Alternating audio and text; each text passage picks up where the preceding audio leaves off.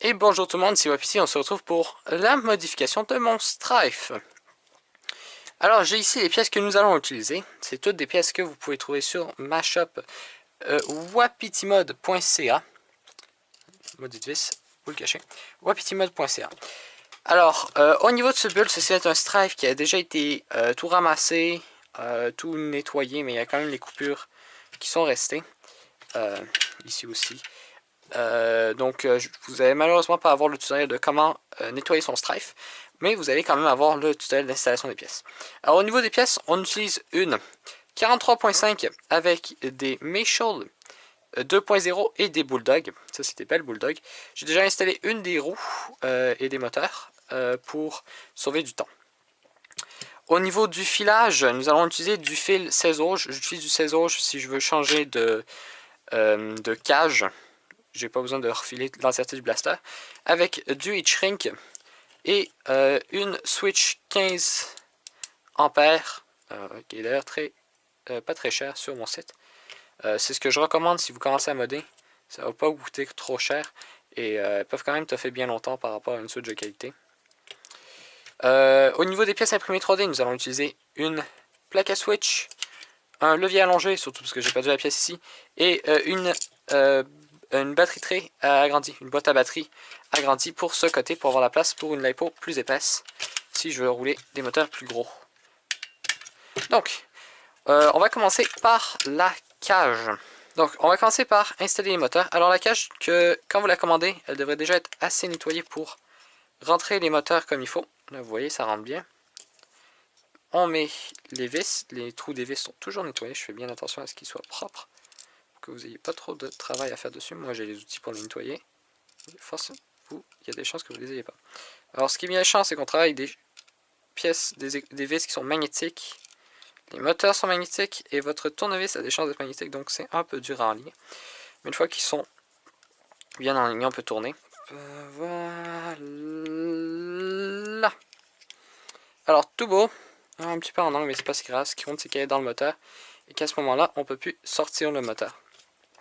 Donc pour installer la roue, le secret, c'est de tout simplement la rentrer un petit peu à la main, en poussant un peu. Et après ça, vous prenez quelque chose de solide. Vous appuyez contre le moteur pour être sûr qu'il n'y a pas sauvé. Et vous appuyez. Vous répétez jusqu'à vous arriver à ce qu'il soit à la hauteur désirée. Donc là, on a encore cette roue là ici qui est trop haute. Celle-là commence à être pas trop pire. Un tout petit peu plus bas et ça sera parfait. Ok, donc maintenant que nos roues sont bien poussées, vous pouvez voir qu'il y a des points ici. Alors, si vous regardez avec une pile 9 volts, ça semble moins que les 9 volts fonctionnent très bien pour tester ce genre de moteur. Vous regardez le sens dans lequel ça tourne, celui-là tourne comme ça. Alors, notez qu'avec une pile 9 volts, vous ne voulez pas tester avec un dard, vous voulez juste regarder dans quel sens il tourne. Ce qui est un peu dur à voir, considérant la vitesse à laquelle ça tourne. Alors celle-là tourne dans le mauvais sens comme ça.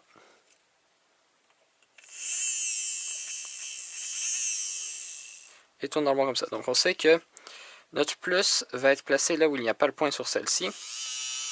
Et on sait que du coup, donc on sait que nos fils plus positifs vont être en bas et nos fils négatifs vont être en haut. Donc le fait de interchanger la position permet de du coup éviter de croiser nos fils. Ce qui est donc parfait. Une fois que vous avez vérifié la polarité de vos moteurs, donc ici on sait que le plus va et ici que le moins va. Ça pourrait changer dépendant de comment vous l'arrangez. On peut commencer à passer du fil sur la cage. Donc on va parler un peu de comment on va brancher ça.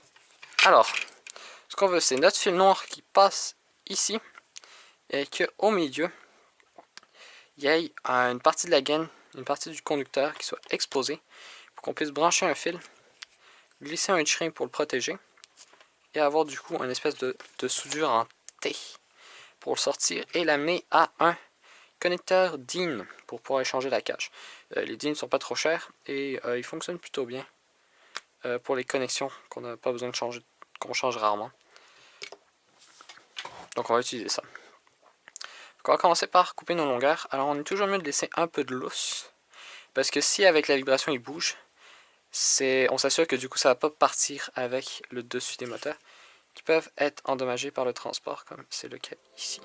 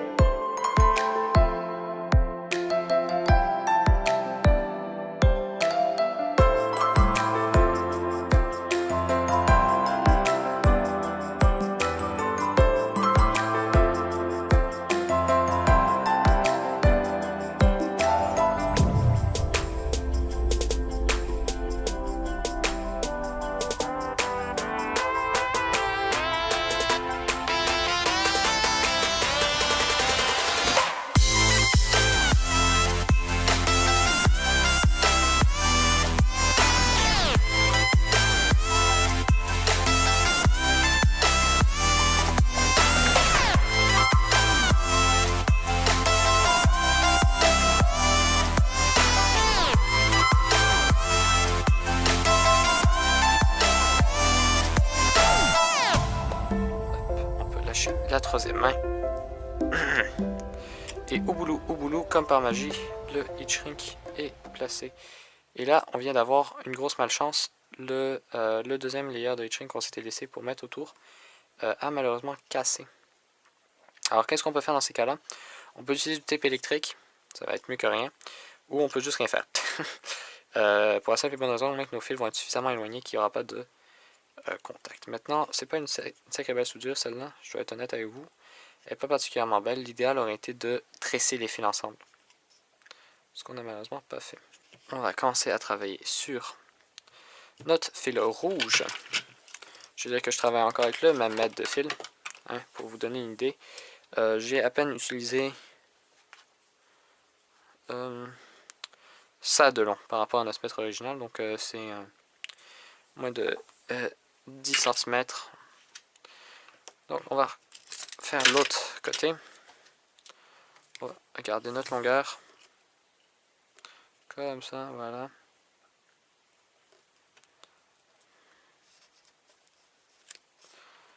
Et ici, hop, et là, on coupe notre petite longueur. Alors, même principe que l'autre. Donc on va sauter. Alors, je viens de finir le deuxième côté. Comme vous pouvez voir ici, j'ai le côté que j'ai fait avec vous qui est très long. Et qui n'a pas de. Qui a un double heat shrink ici. Et ici j'ai le côté que j'ai fait tout seul qui est qui est trop court en fait. Celui-là est trop long, celui-là est trop court. Il faut atteindre une balance parfaite au milieu. C'est pas toujours facile. Il est possible qu'on fasse des erreurs. C'est plutôt permissif au moins au niveau des erreurs. Mais idéalement, on voudrait avoir un milieu entre ça. Vous voyez ici à peu près, ça courbe un peu trop. Ici ça courbe pas assez. Il faudrait qu'il y ait plus de lousse parce que avec la vibration il est possible que ça parte. Bon après c'est pas un gros crush donc je m'inquiète pas trop, mais c'est une possibilité si vous faites quelque chose de plus fort. Alors ici j'ai mes deux fils que j'ai fait exprès qui sont envoyés à la même distance qu'on va souder sur notre digne. Donc on va juste essayer de coller juste une simple goutte, ce qui risque d'être plutôt... Ah non, ça a bien collé contrairement à ici. Voilà. Une petite goutte comme ça. C'est beau, c'est parfait. Et on va essayer de coller. On va éviter de toucher. L'or est un excellent conducteur thermique et un excellent conducteur électrique. Donc généralement, vous ne voulez pas le toucher quand c'est chaud. Donc on a notre petite gouge d'étain ici qui est toute belle, toute mignonne. On va juste vérifier sur le plus gros connecteur quel côté est le plus et quel côté est le moins. Alors malheureusement c'est pas dit, alors ça c'est un peu con. Donc on va décider à pile ou face. Au pire je me ferai un adaptateur pour l'inverser. Donc là c'est pas si pire, ça refroidit. Non c'est quand même chaud. Ok, donc on va juste décider comment que, tiens c'est le rouge. De toute façon je peux me faire un adaptateur pour l'inverser. Je suis sûr qu'il y a un standard avec les XT60, je sais juste, avec les DIN, je sais juste plus c'est quel. Et pour éviter d'aller chercher alors que je suis en plein modding, on va juste faire à pile ou face, essentiellement. On va en dénuder un petit peu. Alors, juste pour être correct. Et on va mettre un peu de heat shrink qui ici est super important parce qu'il pourrait causer un court-circuit avec. Ça marche pas super bien avec les cutters, on va utiliser les dénudeurs. On va en mettre un peu parce que c'est super important qu'il n'y ait pas de court-circuit, qu'il n'y ait pas de zone qui soit pas isolée, parce que si c'est pas isolé, ça peut causer un. On va essayer d'avoir le. Ok. Ça peut causer un court-circuit dans la LiPo. Étant donné qu'il va y avoir notre plus, il va y avoir notre moins, ce qui ferait que essentiellement, quand on commencera à faire tourner les roues, on causera un court-circuit. Et notre LiPo n'aimerait pas trop ça. Donc on va juste. On a mis le heat shrink qu'on va garder de ce côté là, voilà. Et on va le ramer comme ça. On va juste mettre un tout petit peu d'étain sur le fil pour être sûr au moins qu'il n'y a pas une grosse couche de.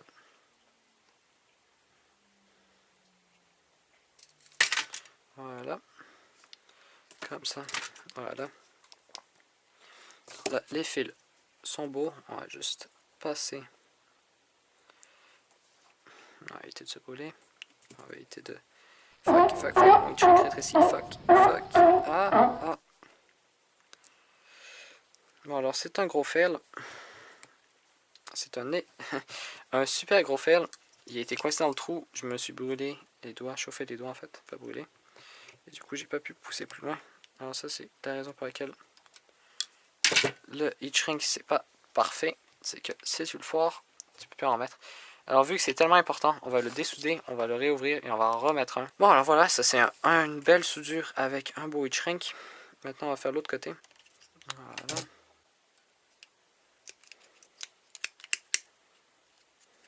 Voilà. Voilà, on a mis une petite goutte d'étain. Et c'est dégueulasse, comme ça se peut pas.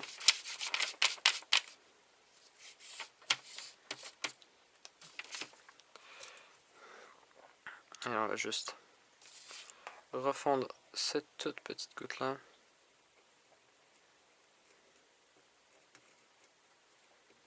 Et pousser notre fil dedans. Voilà, notre fil est dedans. Là, on va se tirer un peu d'étain. Et on va couler sur la surface pour que ça rentre bien comme il faut dans le fil et que ça fasse un excellent contact. Et comme vous pouvez voir, comme un débile, mon étain a refondu et du coup mon fil a été relâché. Et voilà. Alors c'est loin d'être un excellent contact, mais bon, c'est juste des méchants. Donc c'est plutôt permissif au niveau de la qualité de la soudure. On va juste venir mettre un peu de heat shrink et le refaire durcir.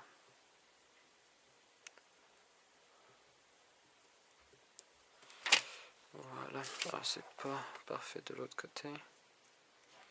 Donc ça devrait être bon. Alors, ça c'était la cage. Je vais faire. Je vais vous montrer comment elle fit. Alors, elle arrive gracieusement